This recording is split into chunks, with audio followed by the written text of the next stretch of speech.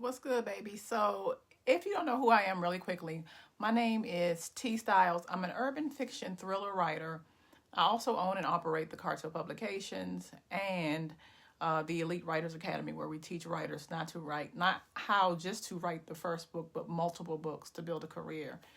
And I ballooned at one point from 160 pounds up until 230 pounds due to being a writer. So I'm going to share with you my journey. Just so you know, I don't edit my videos because I believe when we're talking, we keep shit real. So I'm not going to be chopping. If you hear stutter or whatever, just know the information I'm going to provide you will be information you can use. So I'm not going to just just give you stuff. I'm going to give you things that actually work for me. Okay, so first I just want to give you what happened. I have written over 90 books, but when I had originally ballooned from the 160 to 230, what happened was I was writing nonstop. So I would literally be upstairs in my house just writing and never coming downstairs.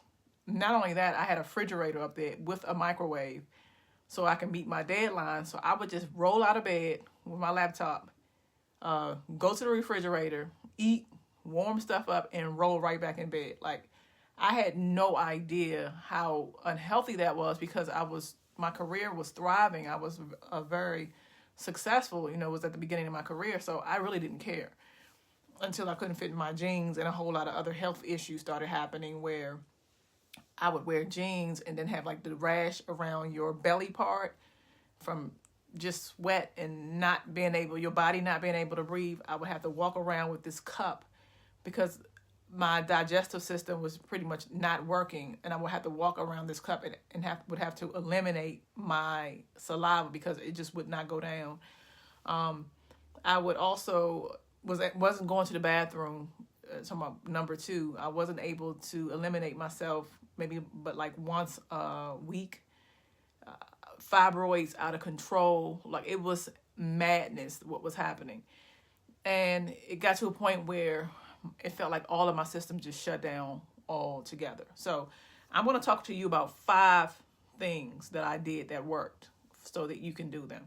And these are things that worked. Sometimes when we're getting advice from people, we get advice from people who have not gone through the process.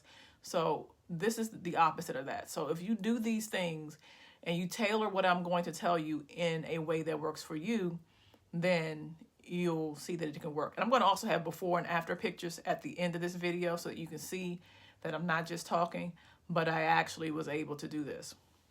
Number 1, I bought a pedometer.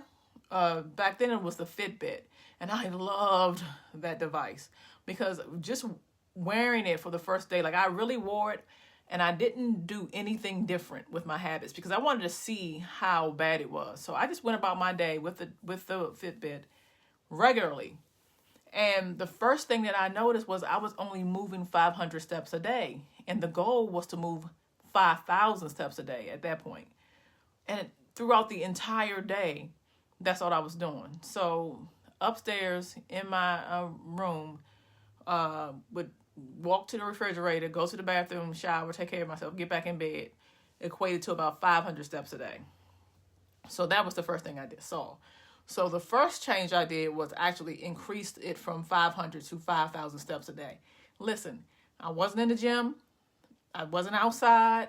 I wasn't doing any of this. I lost the majority of my weight at home. I still don't own a gym. I still don't go to a gym. And what I would do is make sure, no matter what, that I would get 5,000 steps a day. In the beginning, it was hard because it was like, oh my God, I'm really not walking. But I noticed when I did do that, things started working a little bit better for me. Number 2, I increased my fiber intake. So I was barely eating any fiber. Guys, fiber is necessary because with fiber, you're not only eliminating yourself on a regular basis, but also you are helping your intestines to be clean. They have to go through a process by which they scrape all that gunk out. So if you aren't taking any fiber, it's not working. So I was doing Raisin Bran in the morning, a cup of Raisin Bran, and I would do at least 2 bowls of greens. For me, salad was not working. Nothing worked for me and still doesn't work for me as good as collards and kale mixed. So I would eat like 2 bowls of that every day, because apparently it's the weight that matters, not necessarily always the fiber. You need heavy weight to push the stuff out. So that's the second thing I did. The third thing I did was, in the event that things weren't working the way I wanted them to do, I would do 2 things. Number one, either take the Miralax, which definitely worked, but my coffee enemas. I did a video on that, and I'll try to do right here, try to remember by waving when I'm editing this video to put in, not even editing it, but when I'm looking for the cards, I'll try to remember to put it right here. But that coffee enema being on a regular basis for me, in the beginning I did them too much. You only need to do them, I say, once a week or once every other week. But that also helped. But with the coffee enemas, it only gets the lower intestines. It don't get the higher intestines, or whatever they call them. So you need something that's going to do the entire digestive tract. But they did help tremendously. Okay, so it was the Miralax and the coffee enema. The fourth thing, this is important. People don't believe the hype when they tell you this doesn't work. Intermittent fasting. I would do the 8-16. Let me see, 16, 17, 18, 19, 20, 21. What's it, 18? So I would eat for 8 hours a day, and then I would fast for the rest of the day. So I would start eating, let's say around 11. So that's 12, 1, 2, 3, 4, 5, 6, 7. And I wouldn't even always go to 7. I would go to 6. And I would just stop eating, because the fasting hours are included for when you are asleep. So by doing my fasting and including my sleeping hours, I wasn't missing out on anything. And I noticed immediately that I was feeling better and was getting more rest, because now I'm allowing my digestive system to rest.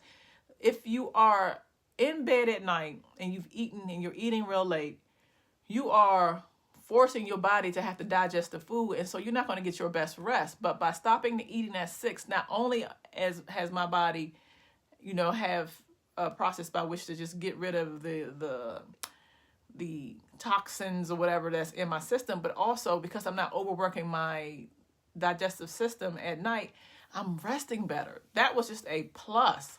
So intermittent fasting does work. Some people do 1 meal a day. Some people do 4 on and the rest fasting. I would eat for 8 hours a day, or maybe 6. If I wasn't hungry, I wouldn't push it. And then I would just stop. And it does wonders for me. Even now, that's something that I live by. Unless I'm going out, then I won't bother myself with that.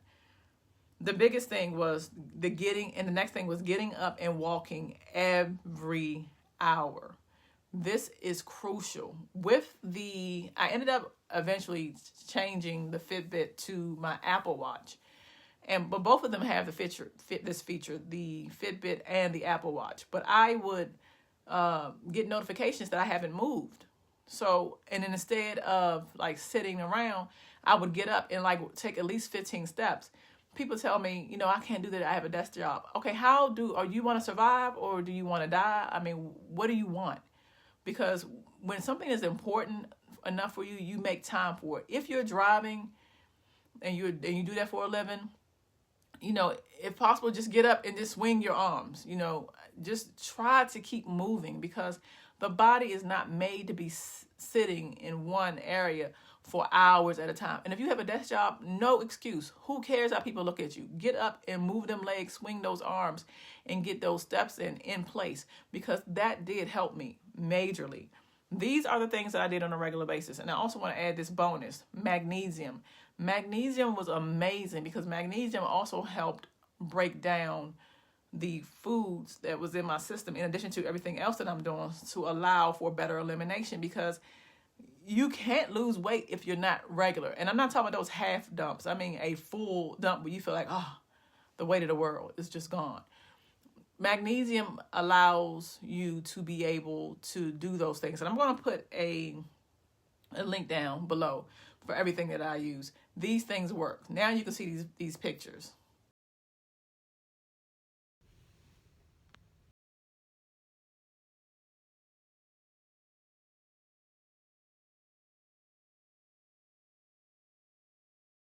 Okay, guys, I hope this has been helpful.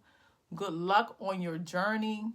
You can do this. Do not give up. If you want to lose 70 pounds, you don't have to join a gym and do all these erroneous and crazy things, especially if you are higher up in the category of weight gain and you need to lose more.